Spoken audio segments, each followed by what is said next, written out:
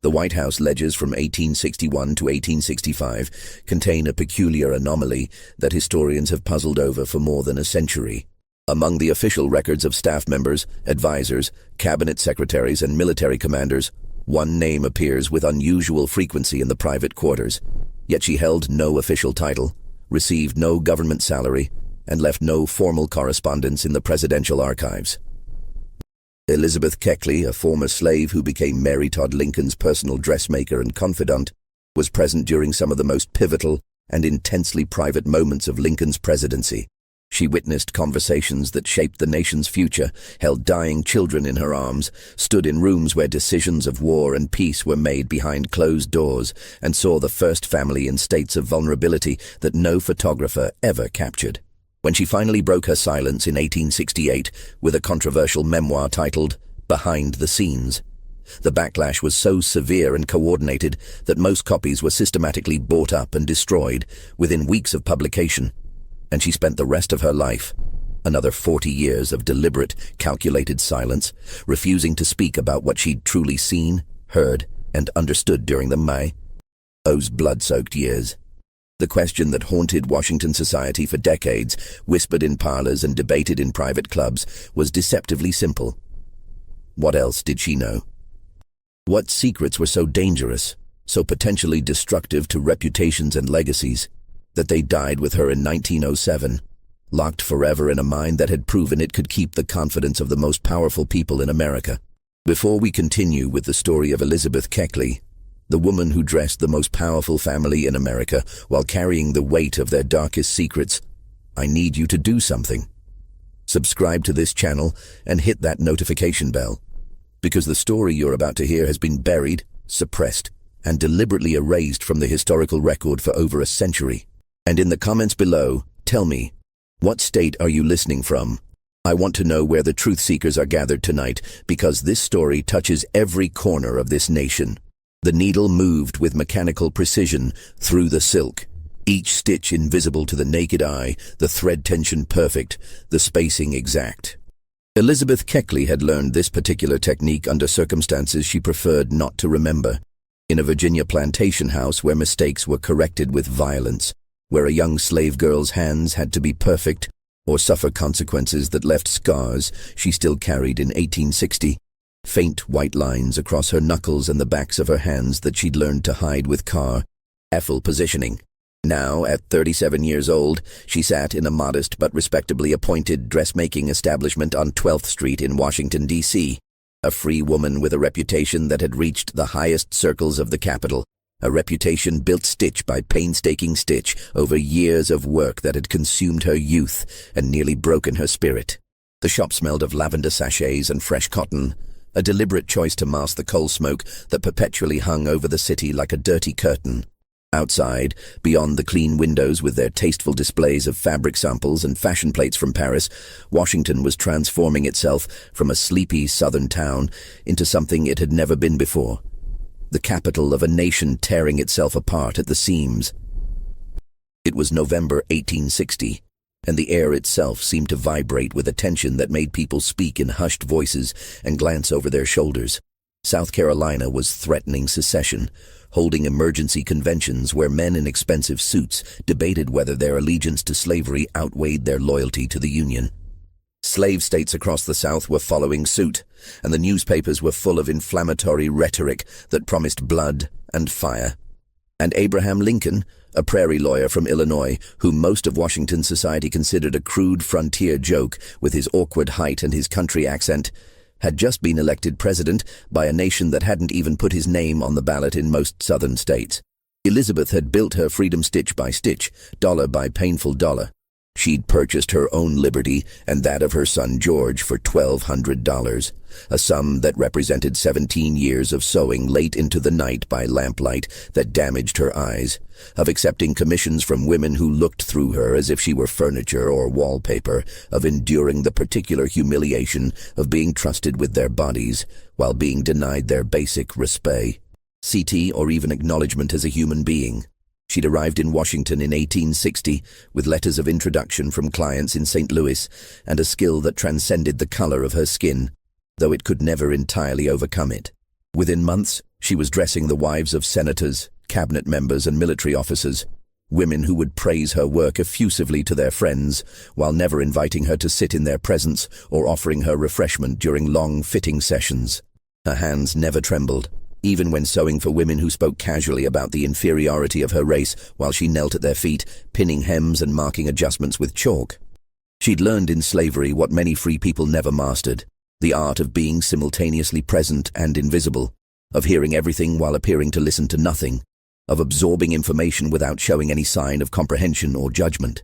It was a survival skill, honed over decades of navigating a world where showing too much intelligence or awareness could be dangerous, even fatal. The door chimes rang on a cold February afternoon in 1861, and Elizabeth looked up from her work to see a woman who seemed constructed entirely of nervous energy and expensive fabric. Mary Todd Lincoln swept into the shop with the force of a small storm, her hooped skirts taking up half the available space, her eyes darting around the room as if cataloguing everything for future reference or searching for hidden threats. She was shorter than Elizabeth had expected from the newspaper descriptions, with a round face that might have been pretty if not for the tightness around her mouth and eyes, the look of someone perpetually braced for criticism or betrayal. "Mrs. Keckley?" Her voice carried the soft edges of Kentucky, but sharpened and refined by years of social climbing in Springfield, Illinois, years of trying to prove herself worthy of a husband whose political ambitions had always exceeded his financial means. "I've been told you're the finest dressmaker in Washington, Mrs. McLean recommended you most highly, and Senator Davis's wife said you were the only modiste in the city who truly understands fashion. I certainly hope that's true, because I have an impossible task for you, and I need someone who won't fail me." Elizabeth rose from her chair with practiced grace, her posture perfect, her expression carefully neutral and professional. "I'll do my best to meet your needs, Mrs. Lincoln. Please, sit down and tell me what you have in mind." "I need an entire wardrobe, not just a few gowns, everything. Dresses for every possible occasion, state dinners, receptions, informal gatherings, morning calls, afternoon teas, evening entertainments. My husband is about to become President of the United States, and I will not be embarrassed by appearing in anything less than the finest fashion." Mary Todd Lincoln moved closer, and Elizabeth caught the scent of rose water and something else, something medicinal and slightly bitter that she would later learn was laudanum, the opium-based tincture that so many women of the era used for everything from headaches to heartbreak. "But here's the difficulty, Mrs. Keckley. I need you to make me look like I belong in the White House, like I was born to be First Lady, and I need you to do it on a budget that wouldn't dress a senator's wife for a single season. Can you do that? Can you make me look like what I need to be?" It was the beginning of a relationship that would consume the next 4 years of Elizabeth's life and haunt the 42 years that followed. What started as a straightforward business arrangement, dressmaker and client, with all the usual boundaries and expectations, evolved into something far more complex and dangerous. Not quite friendship, because the chasm of race and circumstance was too vast for that, too deeply carved by centuries of slavery and oppression, but an intimacy born of proximity and shared secrets, of long hours spent in close quarters, of vulnerability witnessed and confidences exchanged. Elizabeth would spend more time in the private quarters of the White House than most cabinet members. She would hold Mary Lincoln's hand through grief that would have destroyed a stronger woman. She would witness the president in moments of despair so profound that he seemed barely human, reduced to raw anguish by the weight of a war that was consuming the nation's sons by the tens of thousands.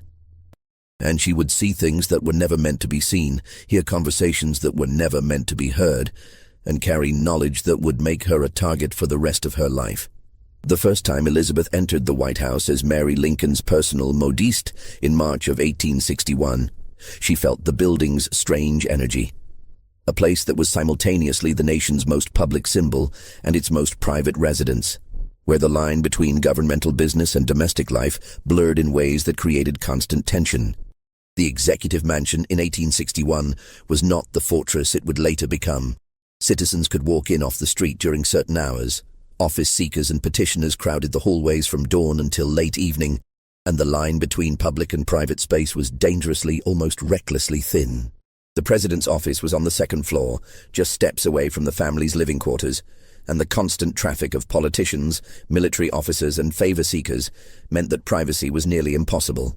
Mary Lincoln's private chambers were on the second floor, a suite of rooms that she was already redecorating with a fervor that bordered on obsession, spending money that hadn't been appropriated and making decisions that would later come back to haunt her.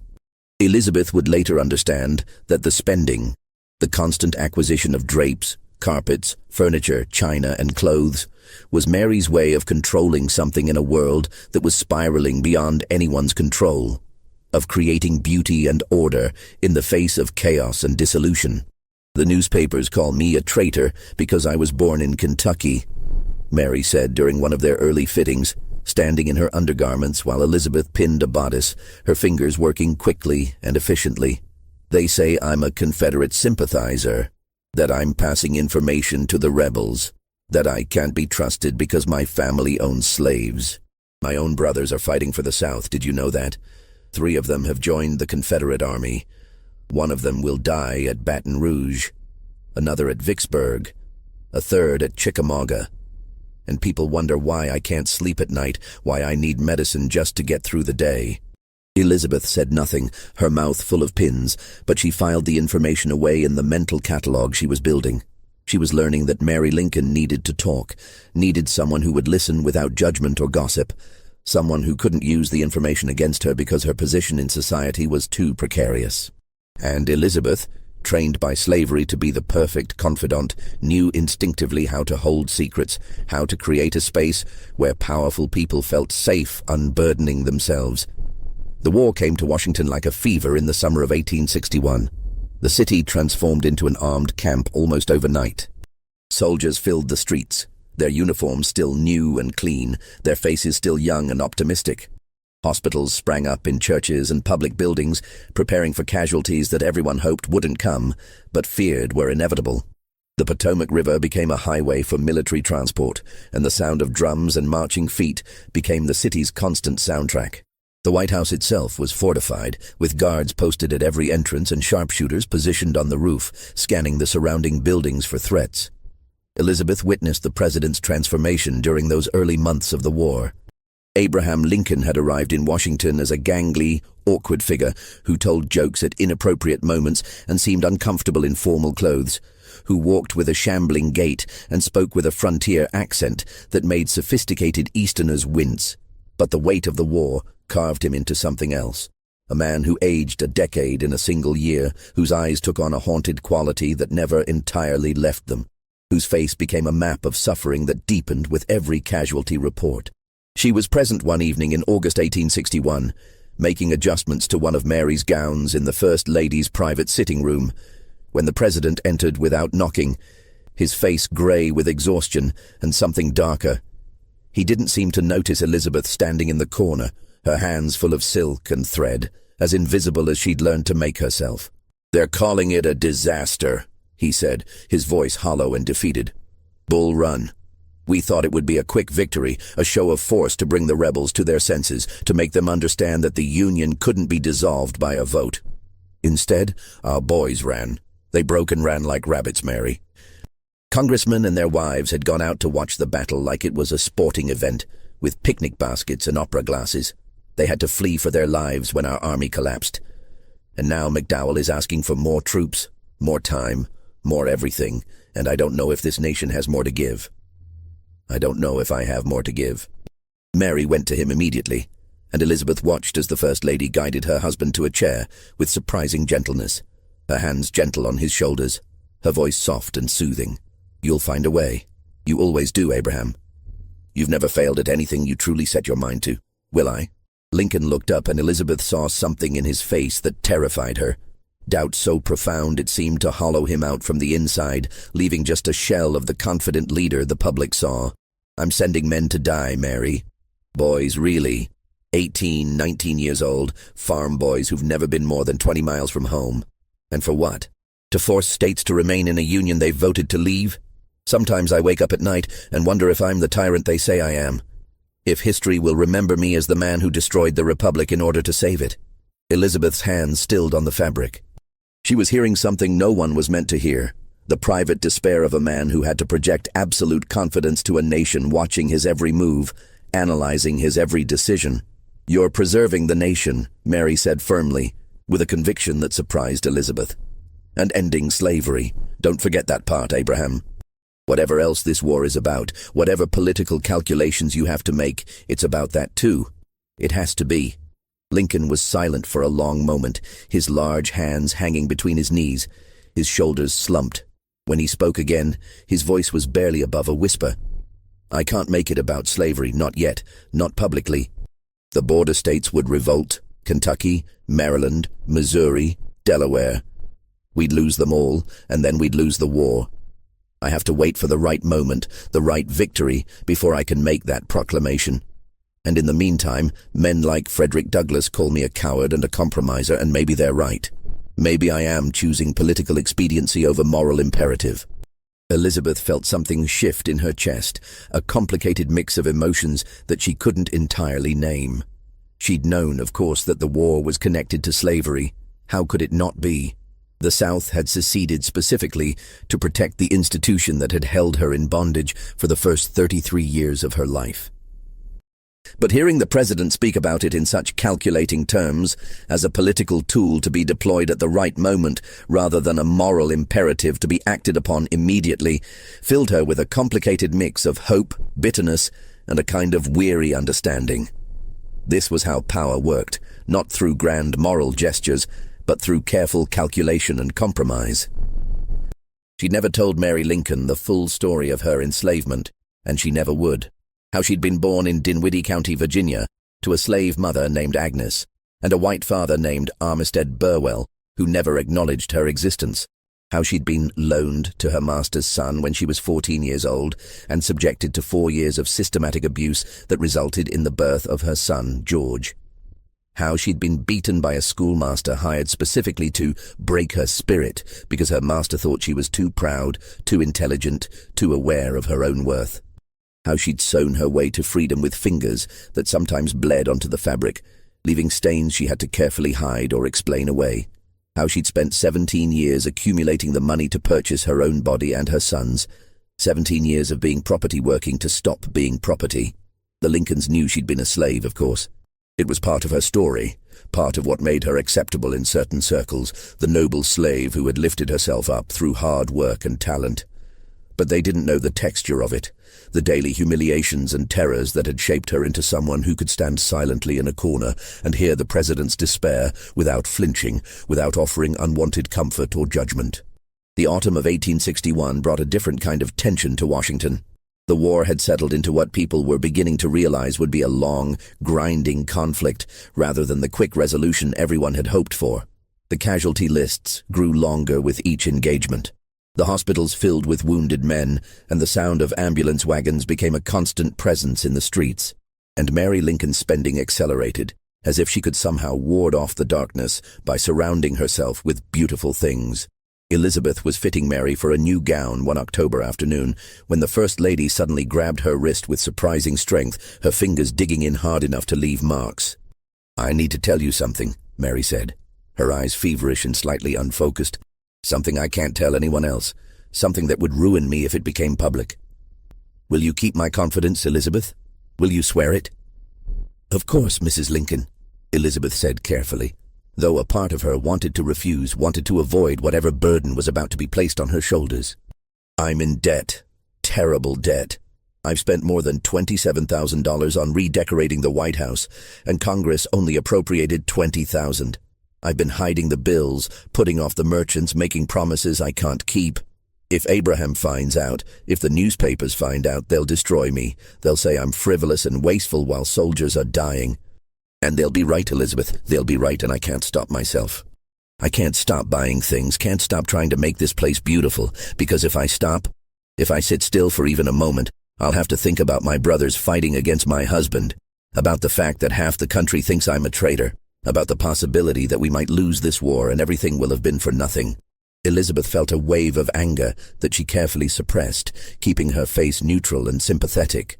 Mary Lincoln had spent in a single year more than Elizabeth had earned in her entire life, had spent it on luxuries she didn't need, while Elizabeth had sewn for 17 years to buy her own body. But she also felt pity, because she could see that Mary was trapped in her own kind of slavery to her insecurities, her need for validation, her terror of being judged and found wanting. "I'll help you however I can, Mrs. Lincoln," Elizabeth said, though she had no idea what that help would entail or what price she would eventually pay for offering it. The winter of 1862 brought a horror that dwarfed all the political and financial concerns. Willie Lincoln, the president's 11-year-old son, fell ill in early February. At first, it seemed like a common cold, the kind of childhood ailment that passed quickly with rest and care. But as the days wore on, the boy's fever climbed higher and higher, and the doctors began using words like bilious fever, what would later be understood as typhoid, likely contracted from the contaminated water supply that served the White House, drawn from the Potomac River downstream from sewage outlets. Elizabeth was there the night Willie died, February 20th, 1862. She'd been summoned to Mary's chambers to help with some urgent alteration. Mary had insisted that she needed a new dress for a reception, though everyone knew the reception would be cancelled if Willie's condition worsened. When Elizabeth arrived, she found the First Lady in a state of barely controlled hysteria, surrounded by doctors and staff who seemed helpless in the face of her grief. The sound Mary Lincoln made when her son died was something Elizabeth would hear in her nightmares for the rest of her life. It wasn't a scream, exactly. It was something more primal, more ancient, a keening wail that seemed to come from somewhere beyond human language, beyond civilization itself. It was the sound of a mother's heart breaking, and it filled the White House like a physical presence. The president had to physically carry his wife from the room, and Elizabeth watched as this tall, ungainly man cradled his wife like a child, his own face a mask of anguish so profound it seemed to age him another decade in a single moment. She heard him say, his voice breaking, "You must control yourself, Mary. You must, or you'll go mad. Think of Tad. Think of Robert. They need you." But Mary Lincoln did go mad in a way. Not the dramatic, institutionalizable madness that would come later, after the assassination, but a quieter unraveling that manifested in seances and spending sprees, in paranoid accusations against staff members she was convinced were stealing from her or plotting against her, in an inability to enter the room where Willie had died. Elizabeth became her anchor during those dark months, the one person Mary seemed to trust completely, the one person who could calm her when the grief threatened to overwhelm her entirely. It was during this period that Elizabeth began to understand the true nature of her position. She wasn't just a dressmaker. She was a confidant, a witness, a keeper of secrets, and, though she didn't fully realize it yet, a repository for information that powerful people needed to unburden, but couldn't risk sharing with anyone who might use it for political gain or personal advantage. One afternoon in May 1862, while Elizabeth was fitting Mary for yet another black mourning dress, the First Lady would wear nothing but black for over a year, Mary suddenly grabbed her hand with desperate strength. "I've been attending seances," Mary said, her voice low and urgent. "There's a medium, Mrs. Lorry, who comes to the White House. She's helped me contact Willie." "I've spoken to him, Elizabeth. I've heard his voice. He's at peace, he says. He's happy. He wants me to stop grieving so much." Elizabeth kept her expression neutral, though her heart sank. She'd heard about these seances, whispered about by White House staff who found them disturbing and inappropriate. The idea of the First Lady of the United States consulting with spiritualists during a time of national crisis was political dynamite, the kind of scandal that could undermine the president's authority and give ammunition to his enemies. "Does the president know?" Elizabeth asked carefully. "He's attended some of them. He doesn't believe, not really, but he indulges me because he thinks it brings me comfort." He sits there with that patient, sad expression on his face while Mrs. Lorry channels Willie's spirit. Mary's grip tightened painfully. "But there's more, Elizabeth. Mrs. Lorry has told me things, warnings about people close to us who mean us harm. She says there are conspirators in the White House itself, people who want to see Abraham dead, who are working with the Confederates to bring down the government. She's given me names, Elizabeth, names of people I thought were loyal." Elizabeth felt a chill that had nothing to do with the temperature of the room. "Mrs. Lincoln, perhaps these seances aren't—" "You think I'm mad." Mary released her hand abruptly, her expression hardening. "Everyone thinks I'm mad, but I know what I know. There are people who want to destroy us, Elizabeth, and when this war is over, when Abraham has saved the Union, they'll come for us. They'll try to ruin us, to expose every mistake, every secret, every moment of weakness. And there are so many secrets, Elizabeth. So many things that can never come to light. The comment hung in the air between them, heavy with implication and threat. Elizabeth wanted to ask what secrets Mary meant, but something in the First Lady's expression stopped her. Some doors, once opened, couldn't be closed. Some knowledge was too dangerous to possess. The Emancipation Proclamation came in September 1862, preliminary and frustratingly limited, applying only to states in rebellion and leaving slavery intact in the border states that had remained loyal to the Union. Elizabeth read it in the newspaper with tears streaming down her face, sitting alone in her shop on 12th Street after all her assistants had gone home. It wasn't everything. It didn't free the slaves in Kentucky or Maryland or Missouri, didn't address the fundamental question of whether black people would ever be truly equal in America, didn't undo the centuries of oppression and violence. But it was something. It was a beginning, a crack in the wall that had seemed impenetrable. She was at the White House the next day and found the president in an unusually reflective mood. He'd come to Mary's chambers to see how a particular dress was progressing. He took an interest in his wife's appearance that surprised many people, often commenting on her gowns and offering opinions on colors and styles. And he stood by the window, looking out at the city with an expression Elizabeth couldn't quite read. "Mrs. Keckley," he said, turning to her suddenly. "You were born a slave, weren't you?" "Yes, Mr. President." "And you purchased your freedom, you and your son?" "Yes, sir. $1,200. It took me 17 years to earn it, working every day and most nights." Lincoln was quiet for a moment, his long fingers drumming on the windowsill. "I've just signed a document that will free millions of people like you. Or at least, that's what I hope it will do. But I wonder sometimes if a piece of paper can really change what's in men's hearts. Can it, do you think? Can a proclamation undo centuries of hatred and fear?" Elizabeth chose her words carefully, aware that she was treading on dangerous ground. "A piece of paper gave me my freedom, Mr. President. But it didn't make me free. That's something I had to do for myself, every day, by refusing to let slavery define who I was, by building a life and a business and a reputation that had nothing to do with what I had been, and everything to do with what I chose to become. Your proclamation will give people the chance to do the same. Whether they take that chance, whether this nation lets them take it, that's the question that will define the next 100 years. Lincoln looked at her with an expression she couldn't quite read, something between respect and sadness. "You're a wise woman, Mrs. Keckley, wiser than most of the men who advise me. I hope my wife knows how fortunate she is to have you." But Elizabeth didn't feel wise. She felt like someone standing at the edge of a precipice, watching forces beyond her control reshape the world, knowing that the changes coming would be both wonderful and terrible, that freedom would bring new challenges and new forms of oppression that no one could fully anticipate. The war ground on through 1863 and into 1864, and Elizabeth watched as the casualty lists grew longer, as the president's face grew more haggard and lined, as Mary Lincoln's spending and paranoia spiraled further out of control. She learned that Mary had run up enormous debts, tens of thousands of dollars in clothing and furnishings that she'd hidden from her husband, bills that she'd put off, and promises she'd made to merchants in New York and Philadelphia, who were growing increasingly impatient. "You have to help me," Mary said one evening in early 1864, gripping Elizabeth's hands with desperate strength, her eyes wild and unfocused. "I owe money to every merchant in New York and Philadelphia, $50,000, maybe more. I've lost track. If Abraham isn't re-elected, if we have to leave the White House, they'll come after me. They'll sue me, Elizabeth. The newspapers will destroy me. They'll say I bankrupted the nation while soldiers were dying. You have to help me figure out how to pay them. You're clever with money. You bought your freedom. Help me buy mine." Elizabeth felt a wave of anger that she carefully suppressed, keeping her face neutral and sympathetic. Mary Lincoln had spent in 4 years more than most people would earn in a lifetime, had spent it on luxuries she didn't need, while Elizabeth had sewn for 17 years to buy her own body and her son's.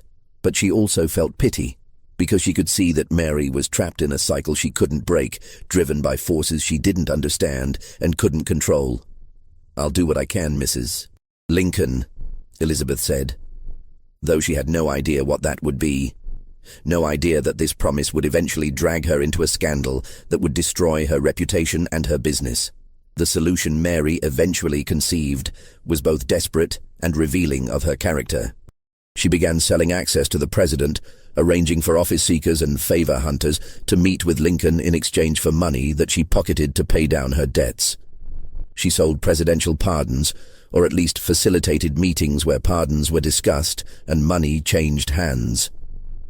She accepted gifts from contractors who wanted government business, from men who needed permits or licenses or exemptions from military service. Elizabeth knew about all of it. She was there when the arrangements were made, standing quietly in corners while Mary negotiated with men who spoke in careful euphemisms about donations and considerations. She was there when the money changed hands, when Mary would emerge from these transactions with a feverish triumph in her eyes and a purse heavier than when she'd entered. And Elizabeth said nothing because what could she say? Who would believe a black dressmaker over the First Lady of the United States? And even if they did believe her, what would happen to her if she spoke? She would be destroyed, her business ruined, her reputation shredded, possibly even prosecuted as an accomplice. She was trapped in a web of complicity, a witness to corruption that she was powerless to expose without destroying herself in the process. But there were other secrets too, darker ones that Elizabeth only partially understood. There were meetings late at night with men whose names she didn't know, conversations conducted in whispers that stopped abruptly when she entered a room. There were letters that Mary burned immediately after reading, holding them over a candle flame, until they were nothing but ash. There were coded messages in newspapers that Mary would read with intense concentration, her lips moving silently. One night in March 1864, Elizabeth was working late in Mary's chambers, finishing a gown that was needed for a reception the next day, when she overheard a conversation that chilled her blood. Mary was meeting with a man Elizabeth had seen before but whose name she'd never learned, a well-dressed gentleman with a southern accent who seemed to have unusual access to the First Lady's private rooms. "The situation is becoming untenable," the man was saying, his voice low and urgent. "Your brother's deaths have bought you some credibility, but there are still people who suspect. If certain letters were to surface, if certain financial transactions were to be examined too closely, the consequences would be severe. I've destroyed everything that could be traced back to me," Mary said, her voice tight with tension. "And the people who know the full extent of it are either dead or too compromised themselves to speak. What about your dressmaker? The colored woman? She's here constantly. She must see and hear things." There was a pause, and Elizabeth's heart hammered in her chest as she stood frozen behind a screen, her needle suspended in midair. "Elizabeth is loyal," Mary said finally. "And she's smart enough to know that her position depends on her discretion. She won't speak. For her sake, I hope you're right. These are dangerous times, Mrs. Lincoln. Dangerous for all of us." Elizabeth never learned what that conversation was really about, what letters Mary had destroyed, or what financial transactions the man was referring to. But she understood that she was in possession of dangerous knowledge, that her proximity to power had made her a potential threat to people who would not hesitate to eliminate threats. The president's re-election in November 1864 brought a temporary reprieve from the financial pressures. Mary's debts could be managed, stretched out, hidden for another 4 years. The war was winding down. Sherman had taken Atlanta and was marching to the sea, burning everything in his path.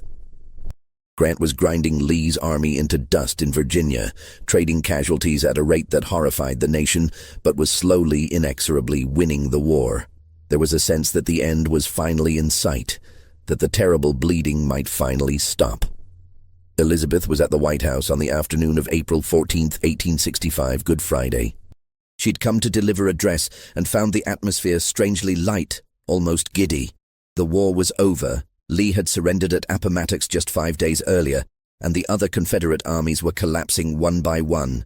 The President and Mrs. Lincoln were planning to attend the theater that evening, a comedy called Our American Cousin, at Ford's Theater, just a few blocks from the White House. "Come help me dress," Mary said, pulling Elizabeth into her chambers with unusual energy. "I want to look beautiful tonight. Abraham has been so burdened for so long, so worn down by the weight of this terrible war.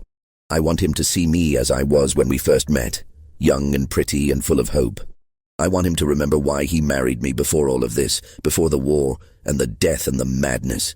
Elizabeth helped her into a black and white striped silk dress, one of the finest she'd ever made, with intricate pleating and delicate lace trim. Mary stood before the mirror, turning this way and that, and for a moment she looked almost happy, almost like the young woman she must have been before ambition and tragedy had carved lines into her face. "Do you think he'll win them over?" Mary asked suddenly, her eyes meeting Elizabeth's in the mirror. "The Southerners, I mean. He wants to be generous in victory, to heal the nation rather than punish the rebels. With malice toward none, with charity for all," he said in his inaugural address. "But there are so many in his own party who want vengeance, who want to see the South ground into dust. They'll fight him, Elizabeth. Even now, even after all he's done, after all he's sacrificed, they'll fight him." "The president has won every fight so far," Elizabeth said, adjusting a fold of fabric at Mary's waist. "Has he?" Mary's expression darkened, the momentary happiness evaporating. "Or has he just been lucky? Mrs. Laurie warned me, you know, in our last séance, just 2 days ago. She said there was danger around him, a darkness that she couldn't quite see clearly. She said I should keep him close, keep him safe. I begged him not to go tonight, but he insists. He says the people need to see him, need to know that life can return to normal, that we can have simple pleasures again." Elizabeth felt a prickle of unease, but she dismissed it as she'd learned to dismiss most of Mary's fears and premonitions. Mary was always seeing omens and portents, always convinced that disaster lurked around every corner. It was exhausting to take her fears seriously, to treat every anxiety as a genuine threat. "You both deserve an evening of enjoyment," Elizabeth said firmly, pinning a brooch at Mary's collar. "Go to the theater, laugh.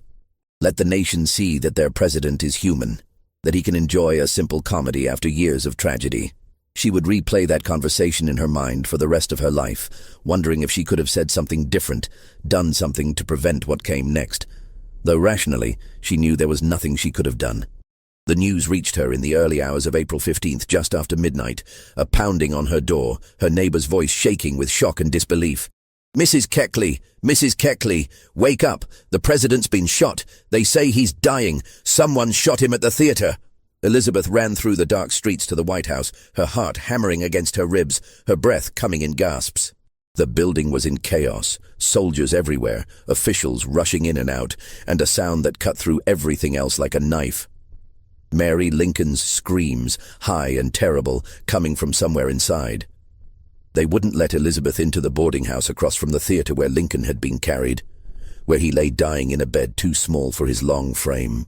She stood in the street with a crowd of other people, watching the windows, waiting for news that everyone knew was coming but no one wanted to hear.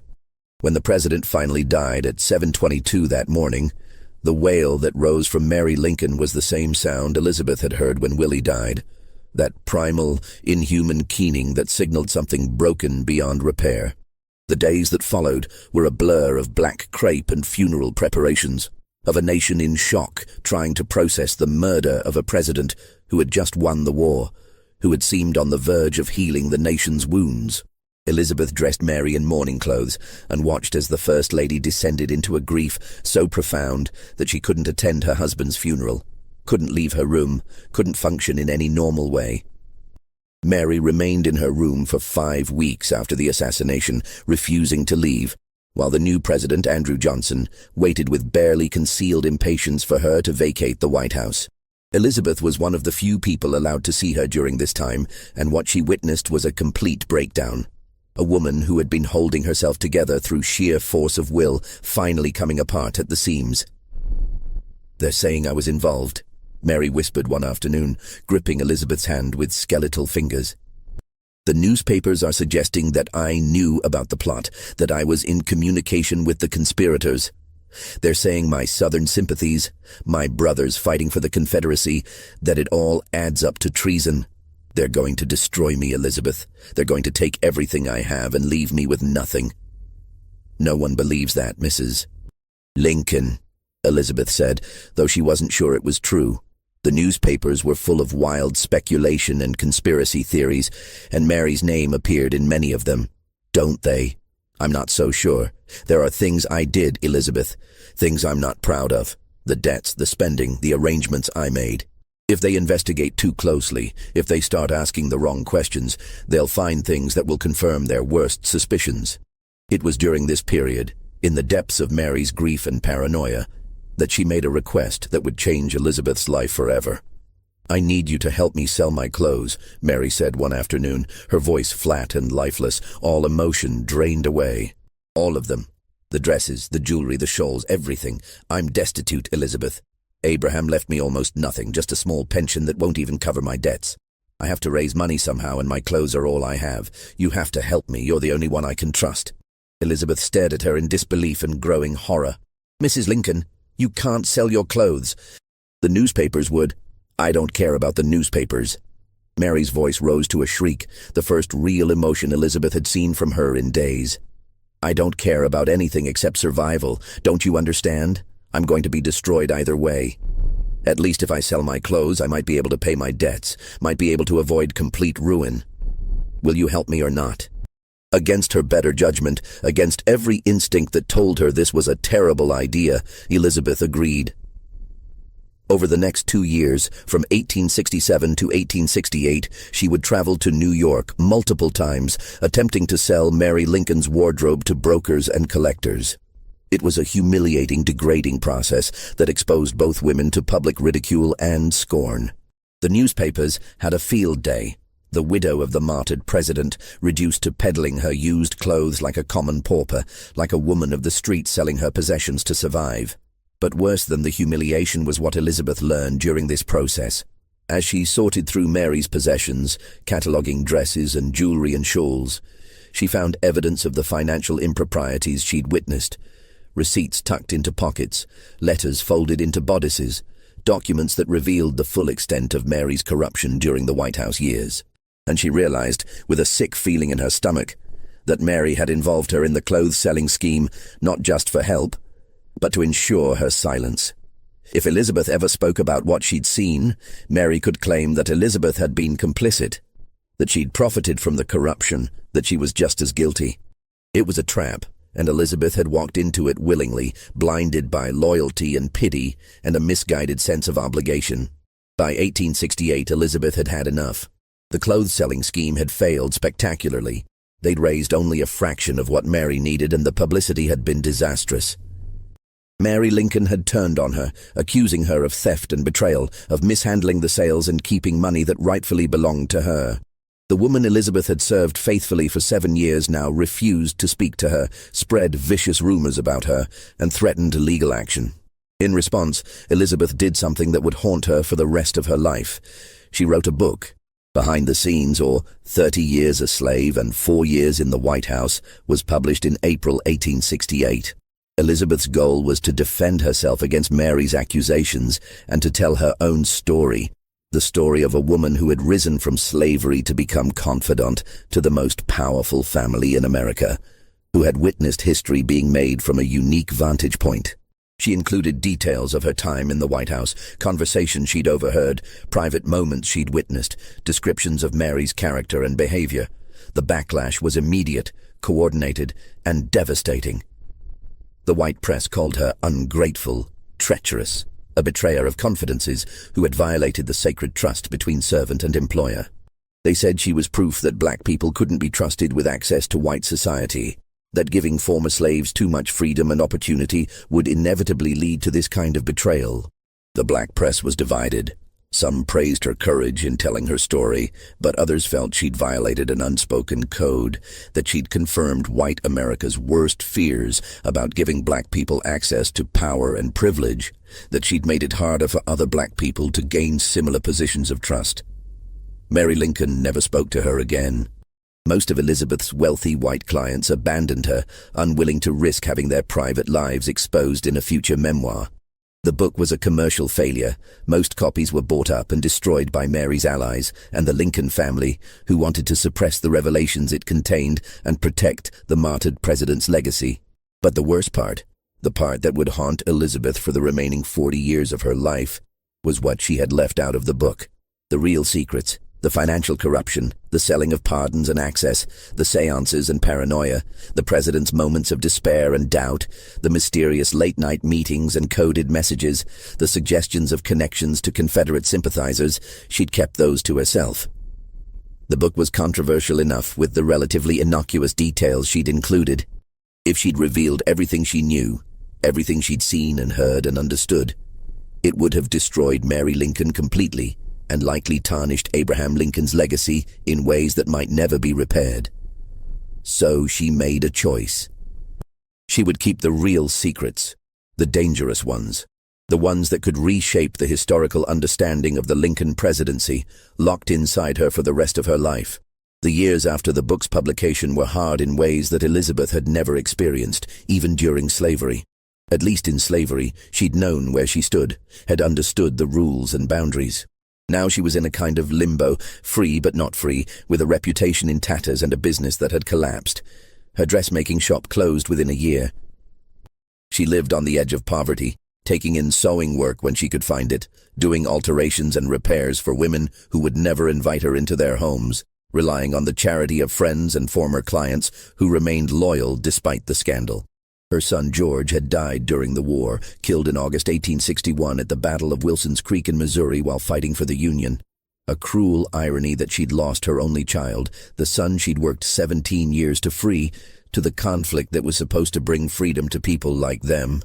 She was alone in the world, with no family, few friends, and a burden of secrets that grew heavier with each passing year. She never wrote another book, never gave interviews about her time in the White House, never spoke publicly about the Lincolns again. When people asked her about those years, she would smile politely and change the subject, deflecting questions with practiced ease.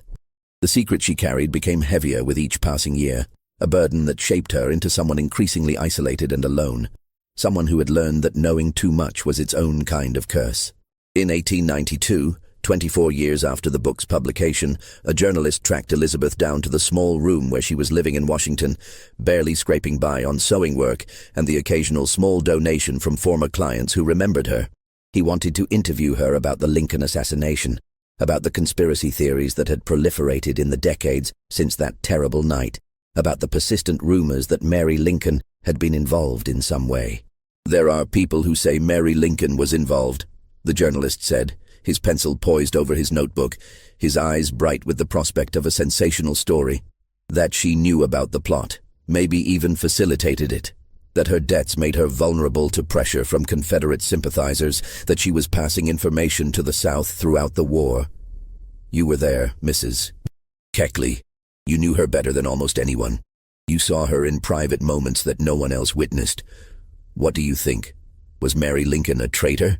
Elizabeth looked at this young man, so eager for a sensational story, so convinced that he could uncover the truth that had eluded everyone else, and felt a wave of exhaustion so profound it was almost physical. She could tell him what she knew about Mary's debts and her desperate need for money, about the strange men who had visited the White House in those final weeks, about conversations that had seemed innocent at the time, but took on sinister meaning in retrospect. She could tell him about the séance where Mrs. Laurie had warned of danger, about Mary's insistence that there were conspirators close to the president, about how Mary had seemed almost unsurprised when the news of the assassination came, as if she'd been expecting it. She could tell him about the letters Mary had burned, about the coded messages in newspapers, about the Southern gentleman who had warned Mary about certain letters and certain financial transactions that could never come to light. She could tell him about the night she'd overheard Mary arguing with someone about the plan and the timing and making sure there were no traces. But what good would it do? Mary Lincoln was dead now, had died in 1882, mad and alone in her sister's house in Springfield, her mind finally broken by grief and guilt and whatever secrets she'd carried to her grave. Abraham Lincoln was a martyr, a secular saint whose legacy was still being fought over by politicians and historians, whose memory had become a symbol of national unity and moral righteousness. The nation had survived the war and was trying to heal, however imperfectly, however incompletely. What purpose would be served by raking up old scandals, by suggesting that the martyred president's wife might have been complicit in his murder, by tarnishing the memory of a man who had freed the slaves and saved the Union? "I think," Elizabeth said carefully, choosing each word with the precision she'd once used to place stitches, "that Mrs. Lincoln loved her husband in her own complicated way, and I think grief and guilt can look very similar from the outside, that people who are grieving often act in ways that seem suspicious or strange to those who don't understand the depths of their pain. That's all I have to say on the matter." The journalist left disappointed, and Elizabeth returned to her sewing, her hands moving with the same mechanical precision they'd had for more than 60 years. She'd made her choice long ago, to be a keeper of secrets rather than a teller of truths, to protect the dead even when they hadn't protected her in life. It was a choice that had cost her dearly, but it was the only choice she could live with, the only choice that allowed her to sleep at night. Elizabeth Keckley died on May 26, 1907, at the age of 89, in the Home for Destitute Women and Children in Washington, D.C., a charity institution that provided shelter for the poor and elderly, a place where the woman who had once dressed the First Lady of the United States ended her days in poverty and obscurity. She'd outlived everyone from those White House years, the Lincolns, the cabinet members, the generals and politicians who had shaped the war and its aftermath. She'd lived long enough to see the promise of Reconstruction betrayed, to watch as Jim Crow laws reimposed a different kind of slavery on her people, to witness the slow erasure of the hopes that had briefly flourished in the wake of emancipation. In her final years, she'd sometimes talk about the Lincolns to the other residents of the home, but always in vague, nostalgic terms. Mrs. Lincoln had such refined taste, or the president was a kind man, kinder than people knew.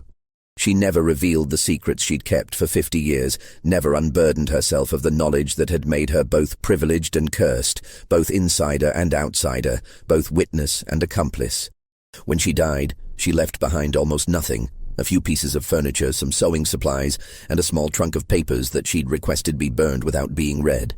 The staff at the home honored her request, and whatever final secrets those papers contained, letters, diary entries, documents that might have answered the questions that had haunted historians for decades, went up in smoke, lost forever. But the questions remained, passed down through generations of historians and Lincoln scholars, debated in academic journals and popular books. What had Elizabeth Keckley really seen during those 4 years in the White House? What had she known about Mary Lincoln's financial dealings, about the corruption and influence peddling that had gone on behind the scenes? Had she witnessed conversations that would have changed the historical understanding of Lincoln's presidency? Had she known something about the assassination that she'd taken to her grave? Was Mary Lincoln involved in the plot, or was she just a troubled woman whose behavior had been misinterpreted by people looking for conspiracies? The truth is that we'll never know. Elizabeth Keckley made a choice to protect the people she'd served, even when they'd betrayed her, even when speaking out might have vindicated her or brought her financial security or historical recognition. She chose silence over revelation, loyalty over truth, protection over justice, and that choice defined the last 40 years of her life, shaped her into someone who carried the weight of history on shoulders that had already carried the weight of slavery. There's a photograph of Elizabeth from her later years, taken sometime in the 1890s. She sits very straight in a high-backed chair, her hands folded in her lap, her expression serene but distant, her eyes looking directly at the camera but seeming to see something beyond the photographer, beyond the moment. Perhaps looking back at those years in the White House, at the secrets she carried, at the choices she'd made and the prices she'd paid. Those eyes had seen a president in his moments of deepest despair, had watched him struggle with decisions that would determine the fate of millions. They'd watched a First Lady descend into madness and corruption, had witnessed the private face of power stripped of its public dignity and revealed in all its human frailty and weakness. They'd seen things that were never meant to be seen, heard conversations that were never meant to be heard, understood connections and implications that were never meant to be understood. And they'd kept those secrets locked away, even when revealing them might have changed history, might have altered our understanding of the Civil War and the Lincoln presidency and the assassination that had shocked the nation. In the end, Elizabeth Keckley's greatest act of courage wasn't purchasing her freedom or building a successful business in a society that wanted to keep her enslaved or even writing her controversial memoir. It was her silence, the deliberate, conscious choice to carry certain truths to her grave, to protect people who hadn't protected her, to preserve a version of history that was incomplete but perhaps more bearable than the full truth would have been. She was a woman who knew too much and said too little, who stood at the center of American history and chose to remain in the shadows, who held the power to reshape historical narratives and chose not to use it. And the secrets she kept for 50 years died with her. leaving us to wonder what truths were lost when that small trunk of papers burned, what revelations might have changed our understanding of the Civil War, the Lincoln presidency, the assassination, and the woman who dressed the First Lady while the nation tore itself apart and tried to stitch itself back together. What do you think of Elizabeth Keckley's story? Do you believe she made the right choice in keeping those secrets, or should she have revealed everything she knew, regardless of the consequences? Was her silence an act of loyalty or a betrayal of historical truth? And what do you think was really in that trunk of papers that she had burned? Just personal letters or evidence of something darker, something that would have changed everything we think we know about the Lincoln presidency? Leave your thoughts in the comments below. I want to hear what you think, what theories you have about what she really knew. And if this story gave you chills, if it made you think about the price of proximity to power and the weight of secrets that can never be told, then hit that like button, share this video with someone who loves dark historical mysteries, and subscribe to Liturgy of Fear for more stories like this. Because history isn't always what we're taught in school. Sometimes the most important truths are the ones that were deliberately buried, the ones that died with the people who knew them. Until next time, keep questioning what you think you know. And remember that the people who stand in the shadows often see more than those who stand in the light.